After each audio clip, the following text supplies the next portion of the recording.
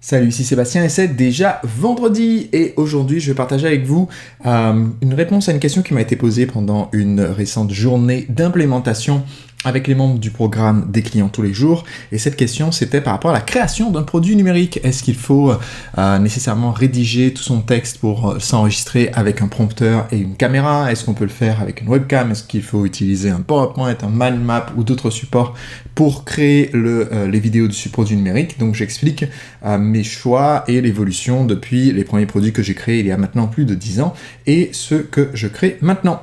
Vous le savez, c'est déjà vendredi, donc à la fin de cette vidéo, j'attends votre commentaire pour me dire où est-ce que vous en êtes depuis vendredi dernier sur votre feuille de route pour devenir entrepreneur libre et où est-ce que vous avez décidé d'en être d'ici à vendredi prochain. Quand je fais ce genre de fil conducteur pour une formation numérique, en fait, c'est vraiment littéralement à partir de ça que je vais faire ma présentation. C'est-à-dire que moi, ça me suffit de savoir... ça me suffit pour faire mon chapitre en vidéo. Parce que je sais qu'est-ce que je vais dire dans le contenu de ces 5 étapes du traitement d'une... Enfin, pour transformer une entreprise pour réussir son service client. Je sais quelles sont les 5 étapes, donc j'ai juste besoin d'avoir ça comme note et je fais ma présentation en face caméra. Maintenant, en termes de modalités d'enseignement pour que visuellement ça soit intéressant, etc., j'ai testé un peu tout.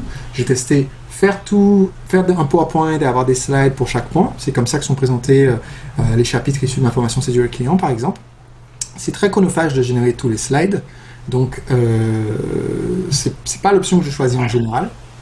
J'ai aussi fait des formations comme la formation l'offre irrésistible où j'utilise un mind map.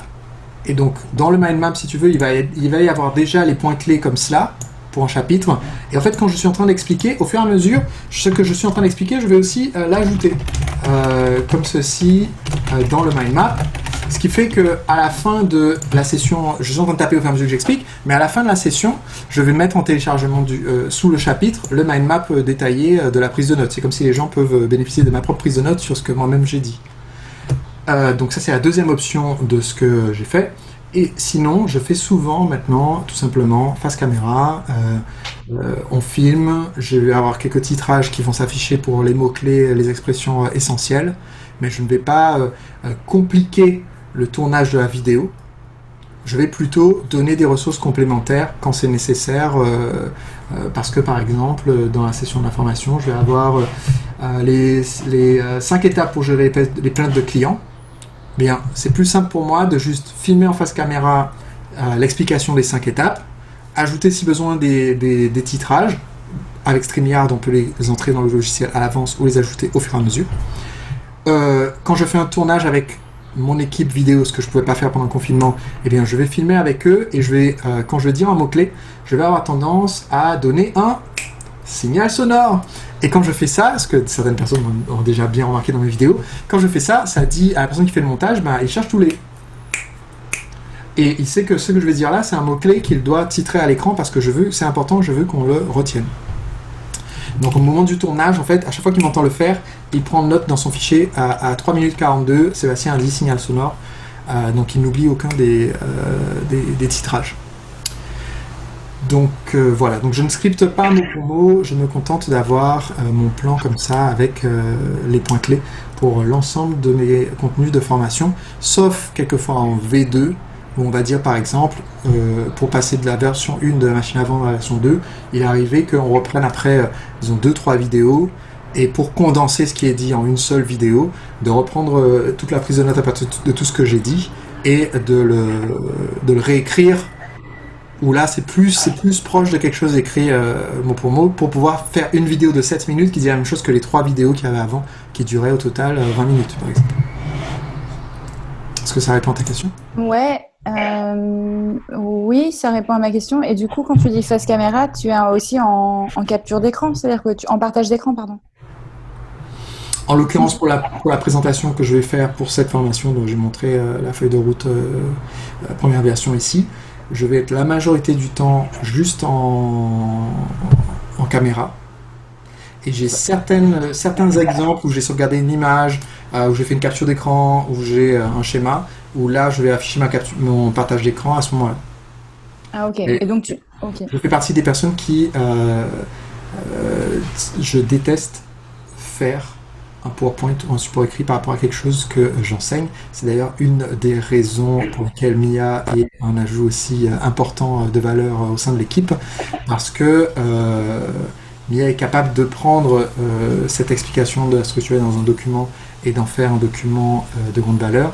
Mais en fait, moi, à titre personnel, c'est vraiment personnel, c'est pas généraliste, je dirais pas que c'est comme ça qu'il faut faire, mais la chose que je déteste le plus, que je déteste plus que la pollution, plus que, j'en sais rien, la violence contre les animaux, tout ce que tu veux, la chose que je déteste le plus, c'est devoir réfléchir 2 fois à résoudre le même problème. Et le fait de devoir réenseigner sous un autre format quelque chose que j'ai déjà enseigné une fois, c'est quelque chose qui est très très très difficile pour moi. Donc je préfère ne pas avoir à le faire et je le présente une fois. Du coup, tu fais une vidéo complète et ensuite tu coupes? Oui.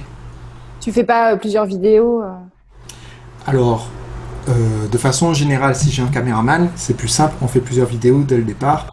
On dit là, c'est module 1, chapitre 2, il lance, je démarre. Quand j'ai fini de parler, il arrête, et comme ça lui facilite à lui le montage.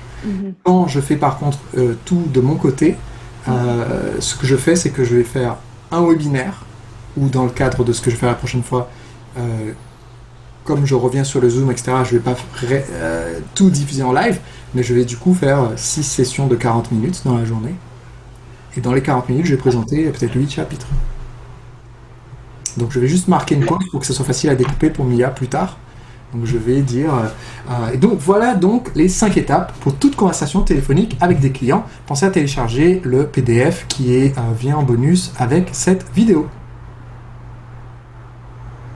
Okay. Et maintenant que vous savez gérer la conversation téléphonique avec les clients, comment faire pour gérer les clients particulièrement difficiles? C'est ce que nous allons voir maintenant avec les 5 étapes pour gérer un client particulièrement difficile. Tu vois, la pause suffit au montage pour repérer que c'est là qu'on coupe.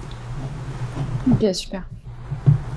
Et si vraiment on voulait se dépasser, eh bien, Mia me ferait des jolis slides intercalaires pour tous les nouveaux chapitres que je pourrais mettre à l'écran au moment où je démarre un nouveau chapitre. Mais il faut aussi être réaliste par rapport au fait que je vais certainement arriver à la version finale de mon fil conducteur mardi à 9h58. Donc, ça sera un petit peu short pour demander à Mia de me faire les slides pour mardi à 10h25 quand je vais commencer le premier live. Mais Mia a déjà fait preuve de super pouvoir par le passé, donc il ne faut pas la sous-estimer. Il y a un message, Sébastien.